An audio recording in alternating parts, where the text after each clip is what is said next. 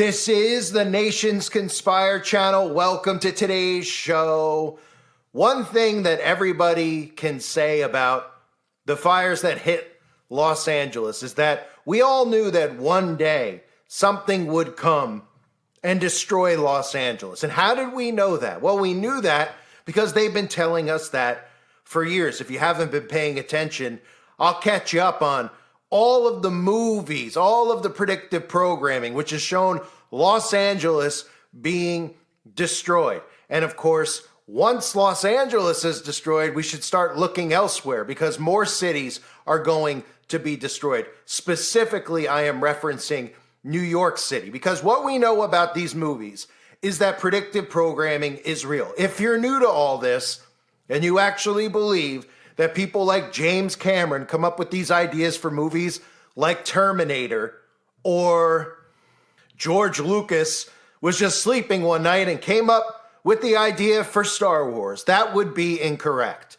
These people who are members of secret societies, who at their core are Luciferian, who worship Satan, they know what's coming because this is all planned.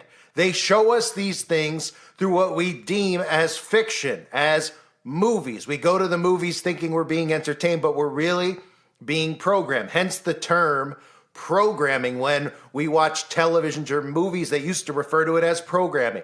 Guess what they're programming? You.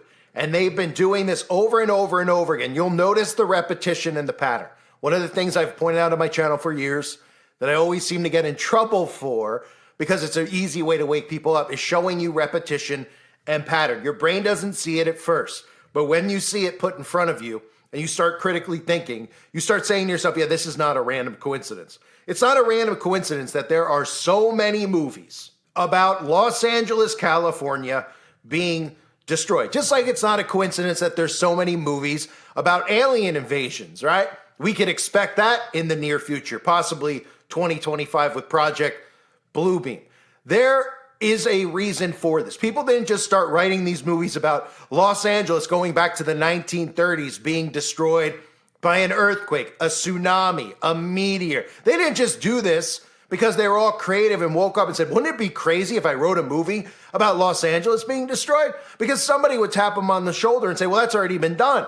If you're an artist and you're creative, why would you make a movie about the same exact thing that's already been done, going back, again, to the 1930s? That's like somebody coming out and saying they're going to make a movie called Boulder. And the plot of the movie is going to be about a guy who's down on his luck, who lives in Philadelphia and gets a shot at the world champion in a boxing match and goes the distance with him. Oh, yeah, because that's the plot of Rocky. If I told you that somebody made a movie called Boulder, which is a synonym for rock for anybody out there that's wondering. If I told you that they made a movie with the same exact plot with a different name, you would say, that's ridiculous. I already made that movie. It's called Rocky, right?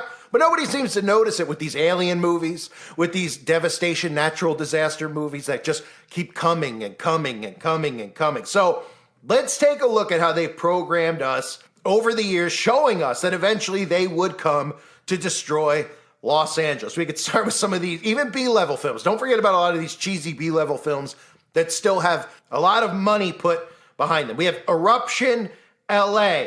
Where will you be when everything erupts, right? About a potential volcano going off in LA. We have Destruction, Los Angeles, where you can see meteors coming out of the sky. You have movies like Battle of Los Angeles, Disaster LA, LA Apocalypse. There's a complete list of destruction movies on LA, from monster attacks to climatic events to geologic events to infections, for movies like Night at the Comet, which is a movie that I did see from the 1980s, where all of a sudden everybody just vanishes in thin air. They wake up and nobody's in the city anymore. It's just an empty city.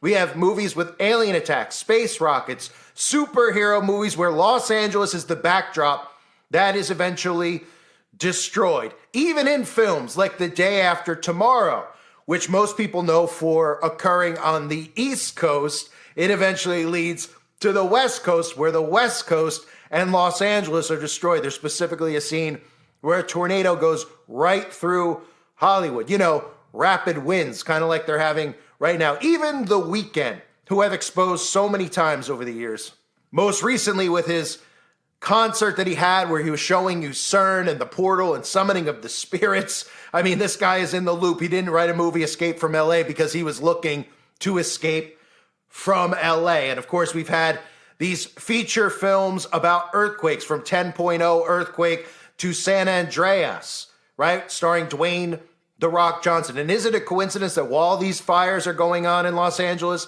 that we had a 3.7 magnitude earthquake that hit up near San Francisco? We had an earthquake hit up there a few weeks ago where a tsunami warning was put into place just a few months after they had these tsunami training drills up in Northern California and Oregon and Washington. And don't forget that Los Angeles and Malibu are situated near active fault lines. And that brings me to this predictive programming, Escape from LA. And as you heard, the song from The Weeknd, Escape from LA, is not based on the movie Escape from LA. This is all coded. The snake is back. How interesting. Escape from LA happens to have the word "the snake is back" with the one eye symbolism in the eye patch. And of course, who's that snake that just is on his way back into office as all this is going down? The guy who says, "You knew I was a snake before you let me in," coming in for his second term. So the snake is indeed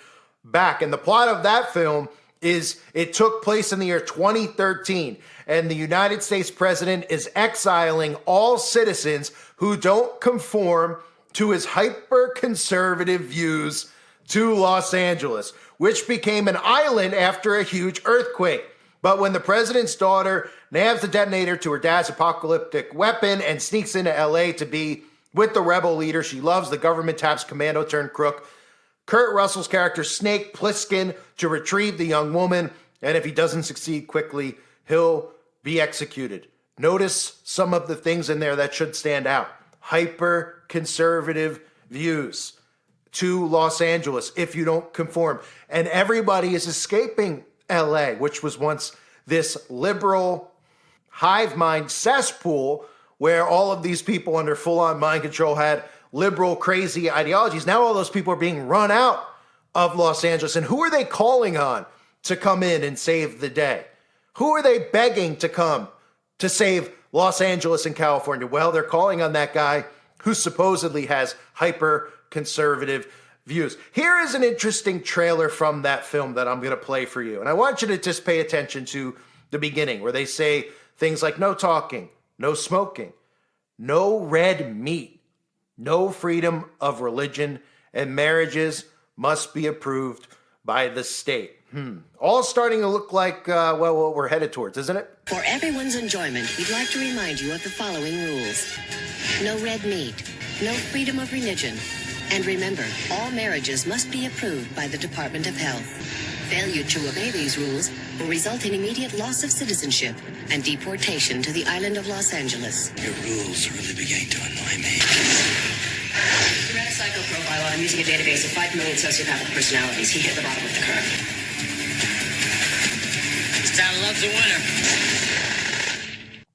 Yeah, what an interesting trailer. Who would have known back in the 1990s when this movie came out that no red meat would be something that the government was pushing on everyone. At the time when this film came out, there was no notion whatsoever about no red meat. There were people who didn't like meat, who were vegans or vegetarians, who picked not to eat meat because they don't like the taste of it or they just weren't interested in consuming it. It grossed them out, which is fine by everybody out there. Everyone has their right to decide those things, what they want to put in their body, unless, of course, it's a magic potion. Then you don't have the right to choose. But nobody had heard of a thing about no red meat. But all of a sudden, right, we're all hearing a lot about how none of us should be eating meat, shouldn't be allowed to eat meat, and how there's a carbon emission that comes with eating the meat. So you may have noticed how Los Angeles and Malibu and Hollywood and Anaheim were actually separated from California. And of course, like I read earlier, the plot is that the island is where people get exiled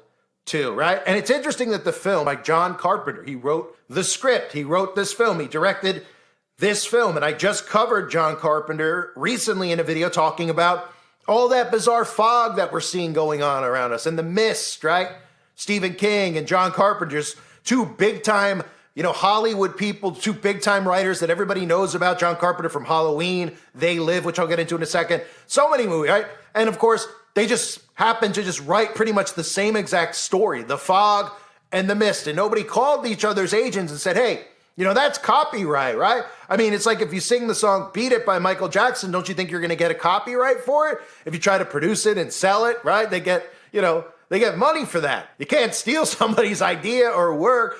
But in this case, we're told that this is art, right? Well, it's very similar art. And they like to say that sometimes art imitates life, or maybe life really is just imitating what they're calling art, which is nothing more than spellcasting. And again, John Carpenter is somebody who knows what's going on because he's on the inside. He wrote They Live. He directed They Live, a movie that shows you what's actually going on, right? Shows you the mind control. A lot of people see a movie like They Live and they go, wow, I can relate to that. I could see we've got one that could see, right? I've referenced that many times. A lot of truthers have referenced the movie They Live, but John Carpenter isn't trying to wake you up. He's just showing it to you in a fictional movie. He's one of them. We've seen him holding up the hand over the eye, doing the all-seeing eye symbolism. And of course, Escape from New York is what I'm getting to, because Escape from LA is a sequel to Escape from New York. And we know they like to do things in reverse, according to Aleister Crowley's law of reversal, which is why things like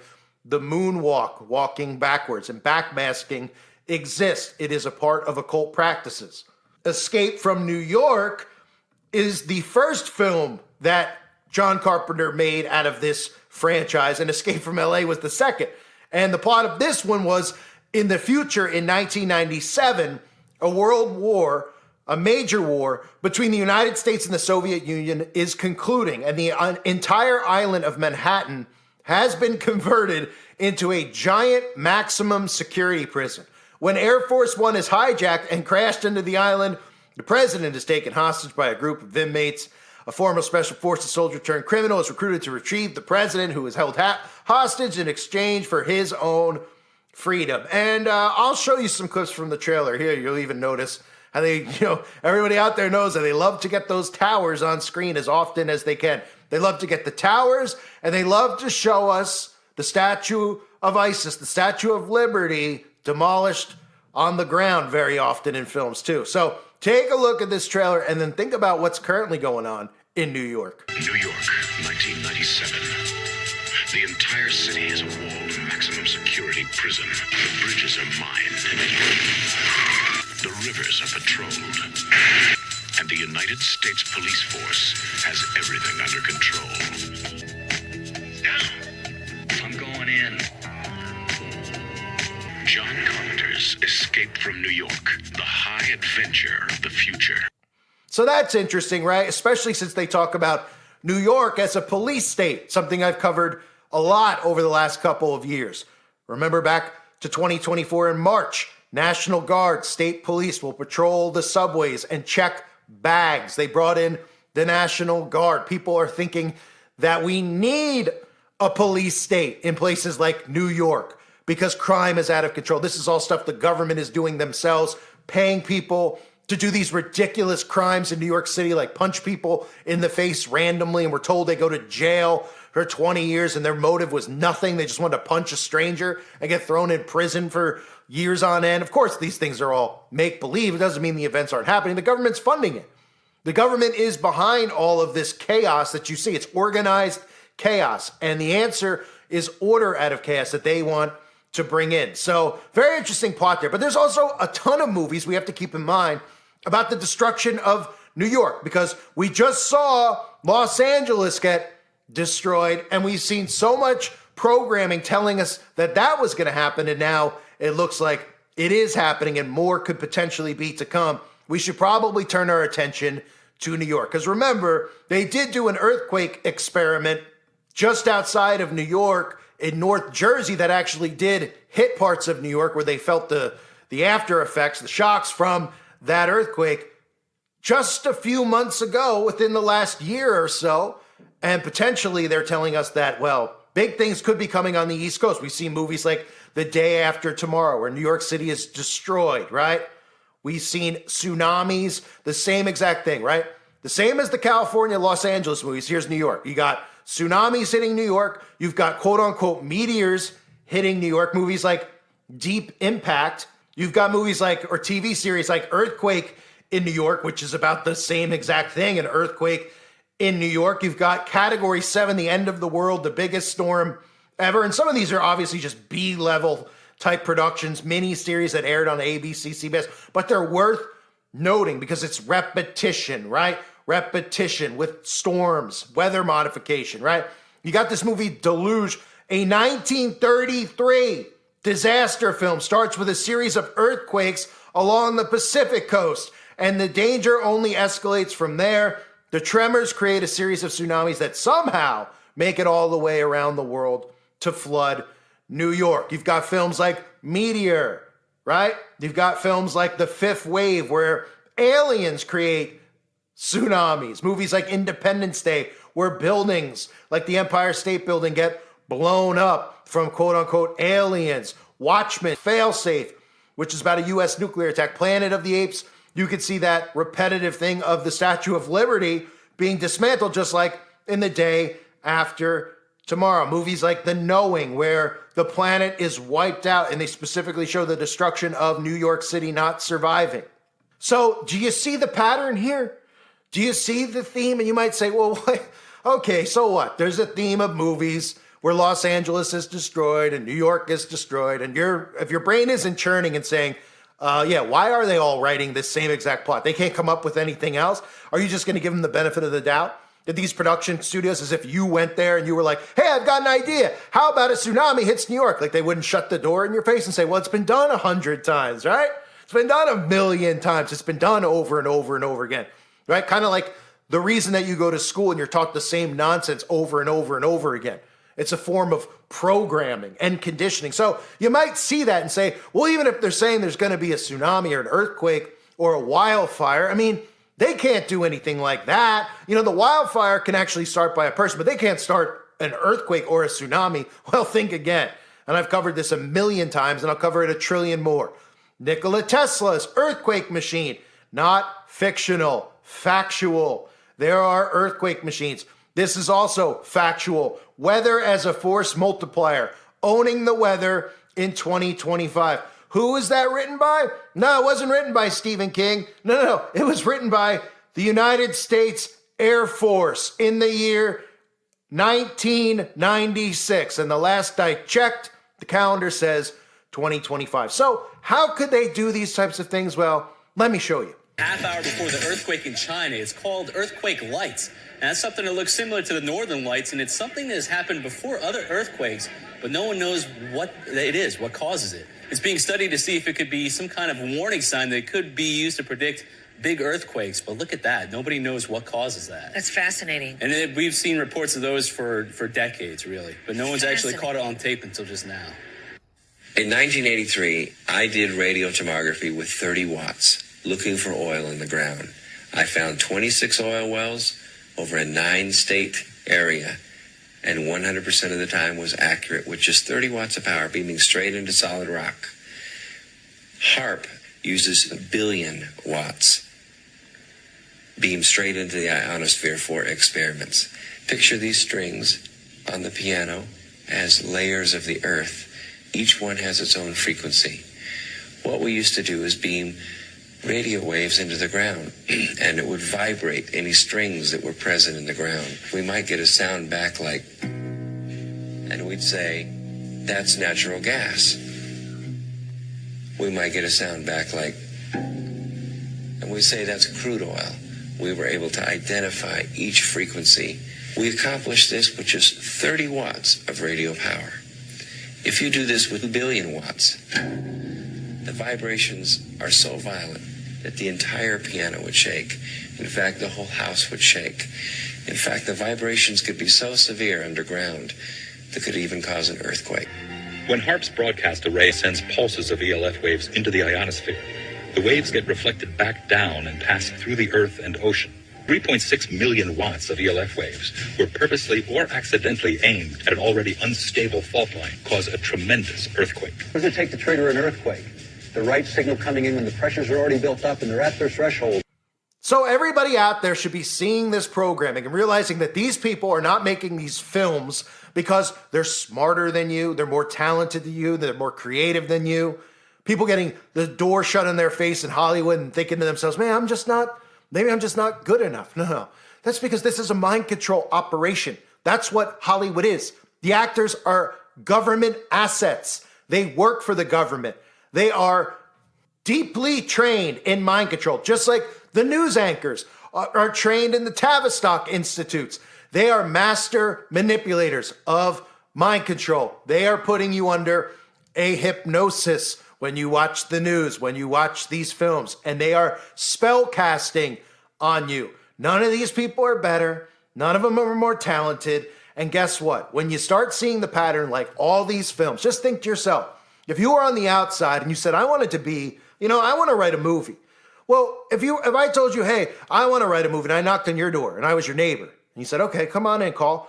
And I came in, I said, hey, I want to write a movie. And you say, really? All right, what are you going to write about? And I said, all right, it's a crazy idea, but how about a tsunami hits New York? What? Call. You know that's been done a million times would probably be your response. I'd say, no, really? I don't know. I'm going to still go to Hollywood and I'm going to try to pitch this idea to him. And I walk out. You'd say, oh, man, well, first you'd say, what's happened to Call? He's sold out, because that would never happen in a million years. But you'd probably say, yeah, I guess I'll just wait for him to come home, reject it, and hopefully I could cheer him back up, because there's no way in a trillion years that they would say, hey, it's a great idea, because it's been done a million times, right? That's what you would say if your neighbor came to you, or anyone you know came to you with an idea like that, or like Rocky I mentioned earlier, or an Alien movie, which are all the same exact plots. Do you see that it's conditioning?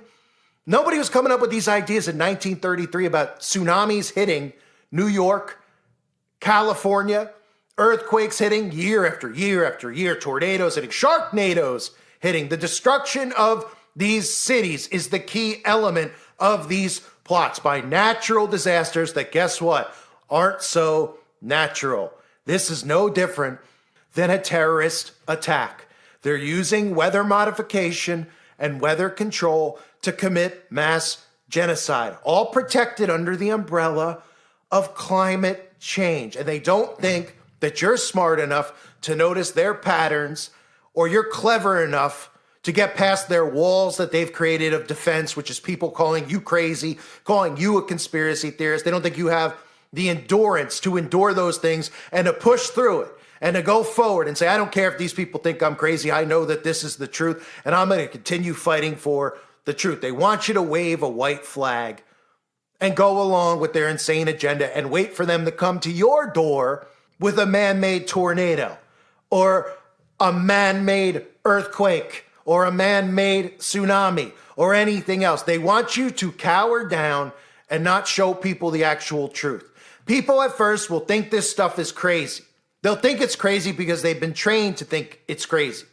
My hope and my goal, because over the years I've proven that I can do it, is to wake people up by showing them this pattern, by just snapping them out of it for a second with common sense and basic logic. Of all these films about Los Angeles, you ever think once, going back to 1933, why there's so many movies where people just have a fetish with putting Los Angeles underwater or lighting it on fire or separating it from California itself or New York City? Huh? You ever think once about that? No, you haven't. Well, now it's time to start thinking about it, because this is all part of their plan, and the predictive programming proves it. And guess what? To this day, last I checked, the predictive programming never proves wrong, because every time one of these suspicious events happens, we can go back to movies beforehand, like Outbreak or Contagion, or all those films that came out about what occurred 5 years ago. And now we can look back at all those movies about natural disasters that weren't so natural, wiping out Los Angeles. And if you think for a second, well, the people in Los Angeles, they're actors. All these actors lost their homes. You're telling me they're in these movies and then, they don't realize, and they didn't lose anything. Little hint to you. All of these guys are government operatives, these guys and gals in Hollywood. They didn't lose a thing. They were told, look, this is the plan, and they've known for a long time. I guarantee you their homes were empty. They didn't sell them on the market because they were just given our tax money for the value of the home, probably times 5, and told to relocate. But in return, of course, They need to go on TV. They need to say that their house burned to the ground. They need to cry on Instagram. So they look like victims. So it looks more real. So it looks like they weren't in on it. That's what's occurred in Hollywood. They've known this was coming. This is why they set up Hollywood 2.0 out in Las Vegas. They've already stopped production in Hollywood on filming things. You think that they're going to stop production for a long time? You know how important that mind control programming is? You know how important it is to keep you distracted with pointless Netflix shows and Paramount movies? It's very important. So Hollywood's not going anywhere. They're just relocating. They've told you this for years. They're going to Vegas. And now these people are going to pretend like, I don't know what to do. I don't know where to go. They've only got 10 homes. And don't worry, they didn't lose $10 million on their house that was burned.